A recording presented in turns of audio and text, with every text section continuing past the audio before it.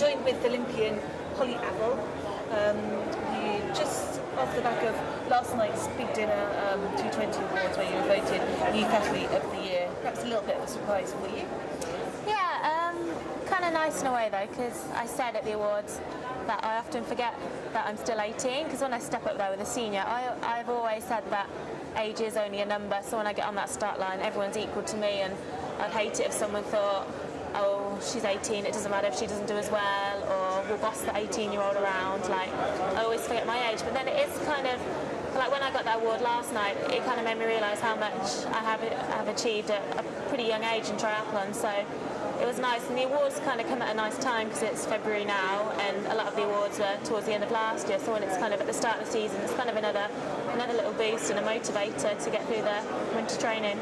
2008 was a massive year for you, for just an incredible year, and perhaps not something that you couldn't have anticipated at the beginning of the year. Yeah, definitely. Like, again, when I look back and list what I did, my first Olympic distance race was a World Cup, and that's pretty big for most people. And then to go and podium, and I think they said I was the youngest person ever to podium in their first World Cup, which is pretty special when I look back at it. And then to podium in another World Cup, and then to go on and to qualify for the Games, it's just a dream for me. And obviously the Games was a bit of a nightmare, and I said to Richard last night, I wonder what award I'll win, and I said, well, maybe most dramatic end to the year. But yeah, looking back at the Games now, it was a horrible few days, but I just took it as such a great experience and learned so much from it. And in the end, I think it's made me stronger athlete mentally as well. And yeah, just took so much from it. Not everyone was. Most people were aware that you were unwell, but what actually went wrong? Yeah, the difficult thing was, I think, just staying quiet about being unwell, and it all happened really quick. It was the night after race briefing, and I felt awful, and I said to Helen, I don't feel very well, and I just said, no, maybe it's nerves, just get through it. And I didn't want to contact the doctor or panic the doctor or seem like I was being a drama queen, and then I started being sick, and it all went downhill from there. And I didn't really eat 24 hours before the race, and well, you're not going to get through a triathlon if you haven't eaten the day before. And then in the morning of the race, the test for me was if I got up, run, felt fine, I could keep my breakfast down, and I did. But when I got to the race and out of the swim onto the bike, I couldn't take any fluids on, and every time I took a sip of my drink, I was just being sick again, and yeah, I had to stop. And it was horrible because I just wanted to go out there and just show my fitness and strength that I developed over the past couple of months, because I put such a good block of training in before Korea, and I was just really eager to go out and race, and no pressure for a position, but I just wanted to go out there, and you always just want to go out there and give it your all when you're going well and you're fit. So, I mean, obviously, absolute biggest disappointment, but as you said, you managed to come away with positive stuff, and as you said, you're only 18, and it's quite feasible that you could go to another 3 Olympics yet. So what do you think was the most valuable experience that you came away from Beijing with? I think it was great seeing a holding camp and kind of learning to deal with the mental pressures of a holding camp. I think the good thing was with Beijing, I learned a lot about training and preparing for the heat. I learned a lot about jet lag as well, about coming into the camp, how to cope with that, and obviously I learned a lot about things with hydration and keeping on top of hydration and how it works for me. So learning a lot more about myself, how I cope with jet lag, how much I need to keep myself hydrated. Other things as well, just about the hype in the Olympic Village, the organisation, the security, what's about, and how much time you have to allow for things. Like at the Olympic triathlon, we were held in the pen for 30 minutes before, and normally it's 10 minutes kind of before a World Cup. So it's just getting used to things like that.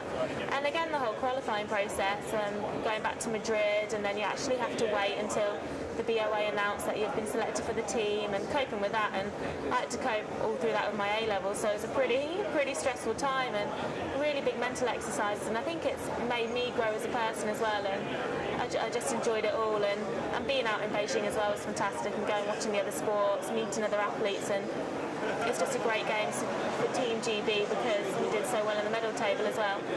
So no, it was a really great time, apart from the 3 days where I was ill. And taking a look at the women's race, and incredibly impressive running by Emma, and then Vanessa, and obviously for those two positions were probably not too much of a surprise, really, I guess. But what do you think it will take to beat someone like Emma, for example, who just kind of seemed to run away from the rest of the field? I think it's going to take a really strong all-rounder for London, and that's what I'm going to look to develop over the next 4 years. I don't think it's all about the run. You've got to be a quick runner, but you've got to be able to run well off a pretty hard bike. The bike's going to be hard, and you want to be there on the swim, and you want to be there on the bike and be able to cope with anything that happens on the bike. If there is a breakaway, like I experienced in Madrid, a pretty tough race, like out on that bike.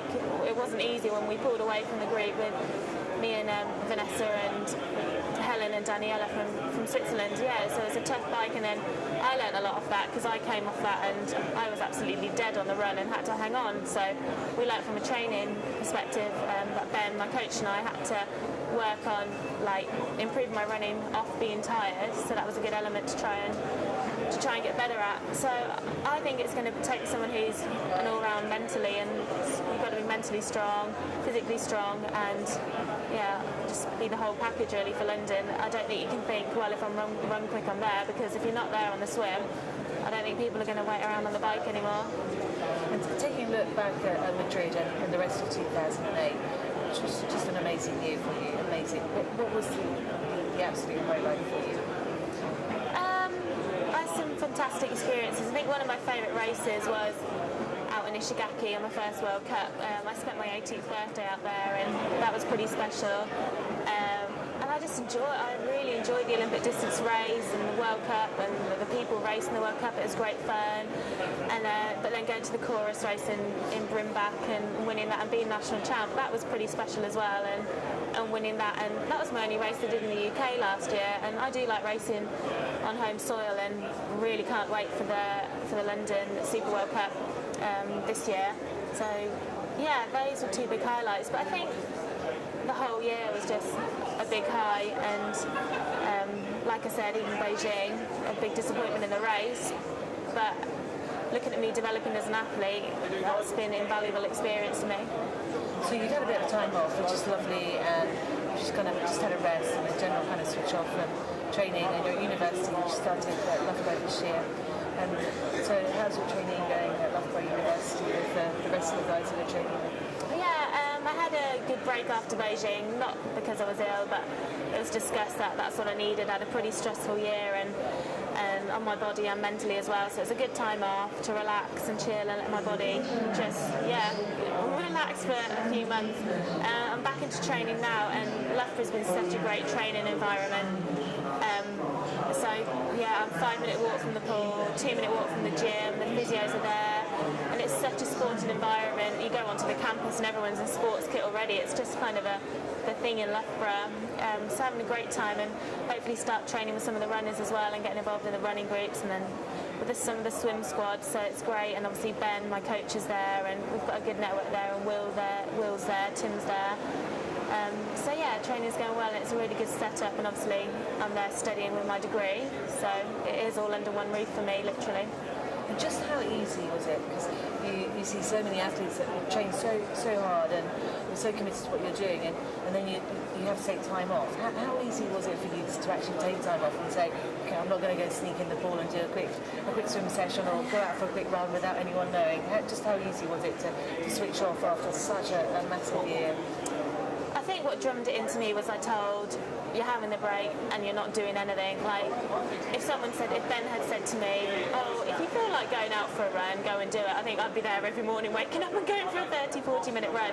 So it was literally him saying, no, you're resting, you're not training, and I do everything Ben says. So to be told not to do something, I will stick to what he says, and because I have 100% trust in him. And it took a lot of trust to because you go from being in tip-top shape to letting yourself go, and that is really hard. And I love training, I love being in the sport. And I was saying to Ben the other day, I just miss going out and just giving a really hard run session. Of you feel it's hard during it, and you feel like you're going to die at the end of it. But that being able to run quick and bike quick and swim fast in the pool, it's just, I get an amazing feeling from it, and I just miss that. But it's coming back, and the past couple of weeks I started to get my spring back on my run and feel a bit more power on the bike, and the swim's been more consistent, so it's just so nice, just it all coming together again. And what have you got planned for 2009? Well, I think I'll probably start racing around May time. Obviously it's the Super World Cup series, and I don't think I'll go and do all 6 of the races, and I'm doing my degree, so I'm going to try and stay committed to that as I can, so I can't fly here, there and everywhere. But I'd also like to do a bit more racing in Europe and in the UK. Definitely look at, well, the London Super World Cup's going to be a big one. That's going to be exciting in Hyde Park. But then it's important that I'm not going to try and do all the races under the sun as well, because I'm still young and you can't go out and smash Olympic distance races every week. But I'm sure I'll get a good planned race diary. Yeah, I think exciting times. Let's be looking forward to 2009 and beyond. Yeah, definitely. I can't believe it's February already and the first World Cup's next month. That's pretty scary, but... So you won't be racing then, obviously. No, it's a bit too far, I think, to go as well. It's out in Australia, and then the first Super World Cup Singapore. So to travel out and miss lectures, miss tutorials, it's quite a big risk where I can stay and just put some good training in and some training weeks in. Oh, it's lovely to talk to you. No, thank you. Good luck, and we're excited to see your results this year.